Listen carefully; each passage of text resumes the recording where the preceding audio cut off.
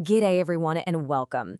Whether you're heading down under for the absolute first time or you're just returning home, crossing the Australian border means dealing with one very specific piece of paper, the incoming passenger card. Let's unpack exactly how to fill this out together because, well, getting it wrong, it can actually cost you a whole lot of time and money. Now, just a quick heads up before we dive into the rules. The information in this explainer is strictly for general discussion and illustration purposes. It's definitely not legal, financial, or personal advice. So we always recommend consulting official government sources or registered professionals for your own unique situation. All right, before we take a look at the actual card, do me a quick favor and hit that subscribe button. And hey, if you've ever stressed out over a customs form before, drop a comment below. We absolutely love chatting with this community and genuinely just want to help you travel with confidence. Okay, let's dive into this. We've got a clear roadmap today. 1, the golden rules. 2, the 11 customs questions. 3, the TRS trap at question 3. 4, the back of the card. And finally, 5, penalties and the digital future. Section 1, the golden rules, pen, language, and mandatory fields. So it turns out this tall orange card isn't just a friendly little survey. Under the Migration Act, every single passenger arriving in Australia literally has to provide this specific information, which makes it a legal document. And there are some pretty strict physical rules for filling it out. First off, you've got to use a blue or black pen. Second, the card must be completed entirely in English.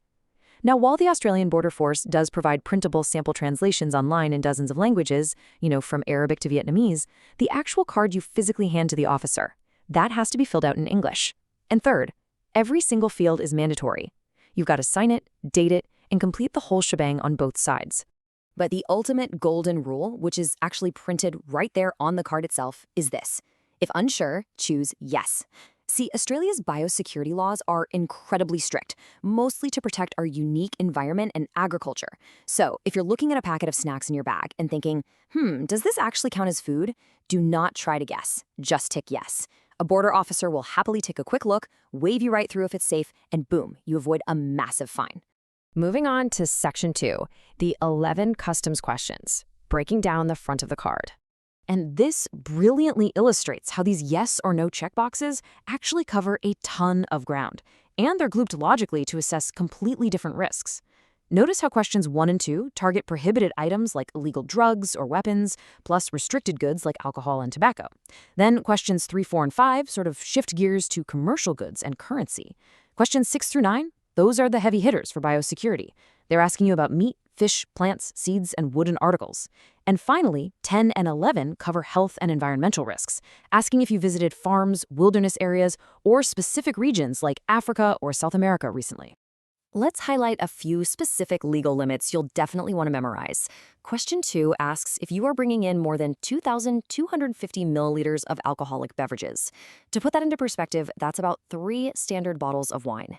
It also asks if you have more than 25 cigarettes or 25 grams of tobacco products. If you go over those limits, you've got to tick yes. And for question 5, it's pretty interesting to note that you can actually bring a literally unlimited amount of cash into Australia. But the very second it hits 10,000 Australian dollars or more, or the foreign equivalent, you absolutely must declare it. All right, Section 3, the TRS trap at question 3, declaring your goods. Now, what's really interesting about this slide is how question 3 catches people completely off guard, especially returning residents. It asks if you're bringing in goods obtained overseas or purchased duty-free in Australia with a combined total price of more than 900 Australian dollars. And this is where things get super tricky. Here is exactly where the Tourist Refund Scheme, or TRS, can actually come back to bite you. If you previously left Australia, claimed a tax refund on an expensive item, like, say, a luxury watch or a new laptop, and now you're bringing that exact same item back into Australia, you absolutely must tick yes at question 3, because if the total value of those returning goods, combined with any new overseas purchases, goes over your $900 passenger concession allowance, you might actually have to pay back the GST or duty. And trust me, Border Force keeps records, so this is definitely not something you want to try and slip past them.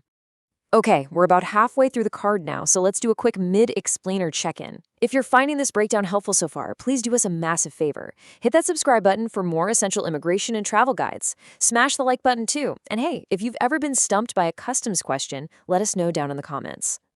Let's move to and see how this builds as we flip over to Section 4. the back of the card, A, B, or C.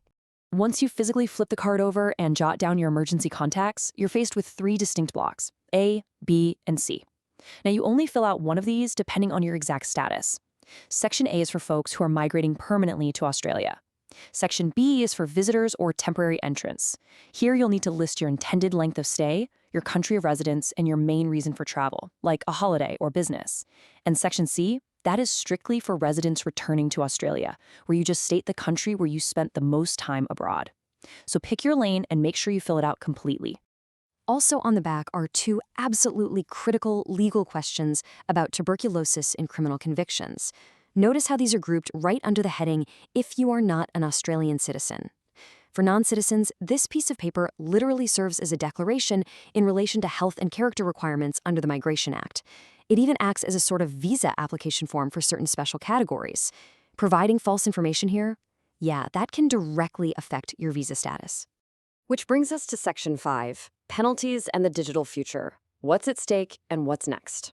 So the crucial point is, what actually happens if you don't take this seriously? Well, the Australian Border Force does not mess around. If you fail to complete the card, or worse, if you lie, the consequences are incredibly severe. Australian citizens can definitely be penalized, but for non-citizens, it's even rougher. You could face heavy financial fines, refusal of immigration clearance, and you could even have your visa canceled right there on the spot. If you fail to declare prohibited items or serious biosecurity risks, your goods will be seized and you will pay for it. Honesty is absolutely your only policy here. But hey, there is actually some great news on the horizon. The Australian government is rolling out the Australia Travel Declaration, or ATD. It's basically a digital alternative to the paper card. The pilot program kicked off in Brisbane back in October 2024, expanded to Sydney in August 2025 for trans-Tasman flights, and reached Melbourne in May 2026. So eligible passengers on specific Qantas flights can now complete their declaration up to 72 hours before travel right inside the Qantas app. You get a handy QR code emailed straight to you, which you just flash to Border Force and biosecurity officers when you arrive. Over the next 12 to 18 months, this digital pass will be rolling out to all international airports, which means this little orange paper card is going to become a thing of the past.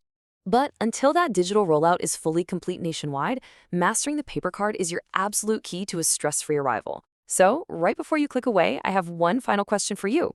What is your biggest concern when crossing the Australian border? Is it those strict biosecurity rules, the tricky TRS declarations, or maybe something else entirely?